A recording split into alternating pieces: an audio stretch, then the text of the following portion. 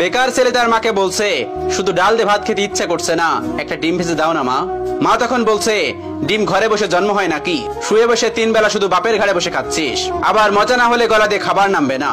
নবাব যাতে জন্ম হয়েছে ঘরে অকর্মা, এত বড় হয়েছে তাও কোনো কাজে খাটে না।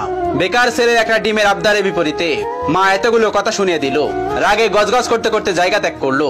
খাবার টেবিলে মায়ের এমন কথা শুনে গলা দিয়ে আর খাবার নামলো না। ভাতের প্লেটটা রেখে হাত ধুয়ে ফেললো। মা চাইলে ভালোভাবে বলতে পারতো ডিম নেই। আজ সে বেকার বলে মুখের উপর উঠতে বসতে খাবারের খোঁটাও শুনতে হচ্ছে। নিজেকে আজকাল একটা বোঝা মনে হচ্ছে। ভারী একটা দীর্ঘশ্বাস ছেড়ে রাতে না খেয়ে ঘুমিয়ে পড়লো ছেলেটা। রাত পেরিয়ে সকাল হলো, কেউ একটিবারের জন্য তাকে খেতে ডাকেনি। এক বুক চাপা কষ্ট নিয়ে না খেয়ে চলে গেল টিউশনি করতে। এটি দিয়ে হাত খরচ চালায় ছেলেটা। আজ চাকরিওয়ালা বড় ছেলে বাড়িতে এসেছে। যে ঘরে বেকার ছেলের জন্য একটা ডিম ছিল না, সেই ঘরে আজ বাহারি আয়োজন করেছে মা। দুপুরে বড় ছেলেকে যত্ন করে খেতে দিল মা। ওই সময় অভিও এসেছে বাড়িতে। মা তাকে একটিবার অব্দি খেতে ডাকলো না। পেটের ক্ষুধা জানে 1 প্লেট ভাতের জন্য কত কটু কথা সহ্য করে নিতে হয়। বেকার ছেলেটা সকল কষ্ট চাপা রেখে নির্লজ্জের মতো ভাইয়ের পাশে এসে খেতে বসলো। মা ভাই হয়তো একটু বিরক্ত হলো তার আগমনে। মা 2 ছেলেকে ভাত দিল, তবে বড় বড় মাছের টুকরোগুলো এবং মাংসের টুকরোগুলো চাকরিওয়ালা ছেলের থালাতে উঠলো। অভি মাথা নিচু করে এক থালা কথা নামক খাবার হজম করছে। আর সেই ফাঁকে মা বড় ছেলের ভাতের নিচে বড় সড়ো কয়েকটা চিংড়ি গুজে দিল, যা চোখ এড়ালো না বেকার ছেলেটির। কে বলল বাবা মায়ের ভালোবাসা সব সন্তানের জন্য সমান হয়? এই যে মায়ের ভালোবাসায় কত ব্যবধান, এই কষ্টগুলো কাউকে বলা যায় না, আর সহ্যও করা যায় না। আজ তারও একটা চাকরি হলে মা তাকেও নিশ্চয়ই এভাবে এক্সট্রা খাতির যত্ন করতো। কথায় কথায় মন্দ বলতো না। হঠাৎ চোখের কোনায় 2 ফোঁটা জল চিকচিক করছে ছেলেটার। সাথে সাথে খুব গোপনে তা লুকিয়ে প্লেটের ভাতগুলো চুপচাপ খেয়ে নিল। বিষণ্ণ মনটা নিয়ে শুয়েছে ছেলেটা কিছুক্ষণ। এরই মধ্যে মুঠোফোনটা বেজে উঠলো। তার প্রিয় মানুষটি ফোন দিয়েছে। তার প্রিয় মানুষটির ফোনের নামটা দেখে অভির মুখে হাসি ফুটে উঠলো। রিসিভ করার সাথে সাথে তার প্রিয় মানুষটি ব্যস্ত কণ্ঠে বলল, অভি, তোমার সাথে বিকাল 4টায় আমি দেখা করতে চাচ্ছি। আমি নদীর পাড়ে অপেক্ষা করছি তোমার জন্য। তুমি তাড়াতাড়ি চলে এসো, জরুরি কথা আছে। অভির হাসি মুখটা চুপসে গেল এক নিমিষেই। পকেটটা একেবারে শূন্য। টিউশনির টাকা পেতে এখনো 10 দিনের মতো লাগবে। নিজের কাছে গাড়ি ভাড়াটাও নেই। তবুও মৃত্যু হেসে তার প্রিয় মানুষটাকে বলল, ঠিক আছে, আমি আসছি। অভি সাথে সাথে রেডি হয়ে নিল। ভয়ে ভয়ে বাবার রুমে গিয়ে ভীতু কণ্ঠে বলল, আব্বা। বাবা তখন বললেন, হ কোন সাহেব, গায়ে বাতাস লাগাতে যাচ্ছেন বুঝি? বাবার ঠেস মারা কথা গায়ে মাখলো না অভি, বরং অনুনয় করে বলল, আমাকে 100 টাকা দিবেন আব্বা, খুব আর্জেন্ট দরকার। বাবা তখন বলল, টাকা তো আর গাছে ধরে না যে তোকে ছিঁড়ে ছিঁড়ে দিব। নিজে কামাই করতে পারিস না? মানুষের ছোট ছোট পোলাপানো কত টাকা কামাই, পুরো সংসার চালাই, আর এত বড় দামড়া হয়েও বাপের কাছে টাকা চাও? এই লজ্জা করে না তোর? তুই সারাদিন গায়ে বাতাস লাগায় বেড়াবি, আর প্রত্যেক দিন তোর আমি টাকা দিব? অনেক তো বাসায় বাসায় খাওয়াইছি, আর না। তুই আমার সোজা সাপটা কথা শোন, আমি তো এত পকেট খরচ দিতে পারবো না। এখন থেকে নিজে নিজে ইনকাম করে খা, আর তা না পারলে আমার ঘর থেকে বাইর হয়ে যা। এত ঝামেলা আমার সহ্য হয় না, তুই আমার চোখের সামনে থেকে দূর হ।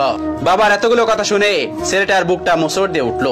ভারী কয়েকটা দীর্ঘশ্বাস ফেলে নিঃশব্দে বের হয়ে আসলো ঘর থেকে। এদিকে প্রিয় মানুষটা বারবার কল দিয়ে তাকে তাড়া দিচ্ছে।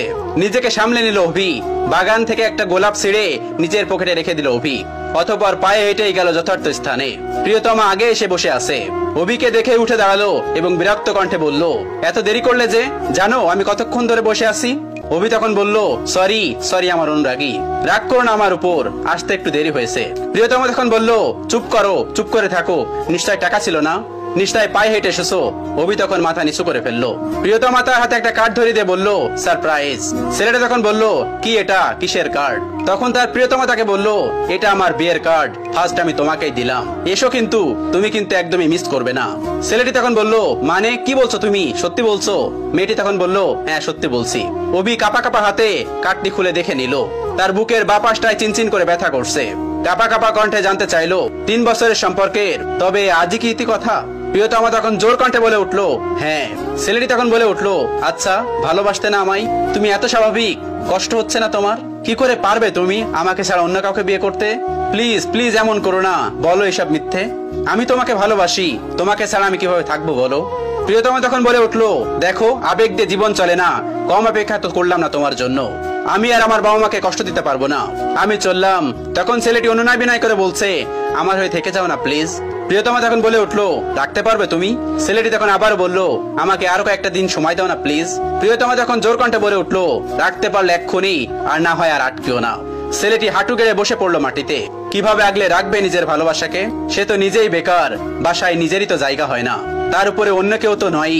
অতঃপর মনের বিরুদ্ধে যে মাথা নিচু করে বলতে হলো, সরি অনুরাগী, তোমাকে রাখার সাধ্য যে আমার নেই। চলে যাও, তবে সুখী হও স্বামীর ঘরে। ভালো থেকো আমার না হওয়া প্রিয়তমা। বিদায় আমার অনুরাগী।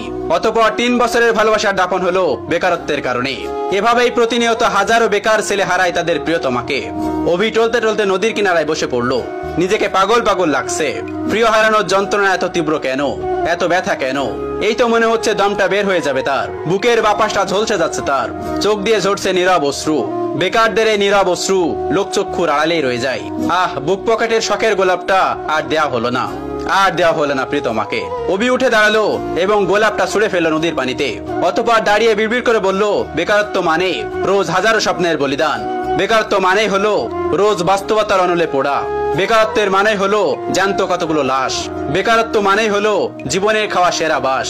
গল্পের শেষে আপনাদেরকে বলছি, ওই যে আপনার বাড়িতে বেকার ছেলেটা আছে না, যাকে সারাদিন বাসা থেকে বের করেন, খাবারের খোঁটা দেন, হ্যাঁ তার কথাই বলছি। বিশ্বাস করুন, এই মানুষগুলো ভিতরে ভিতরে প্রতিনিয়ত শেষ হয়ে যাচ্ছে।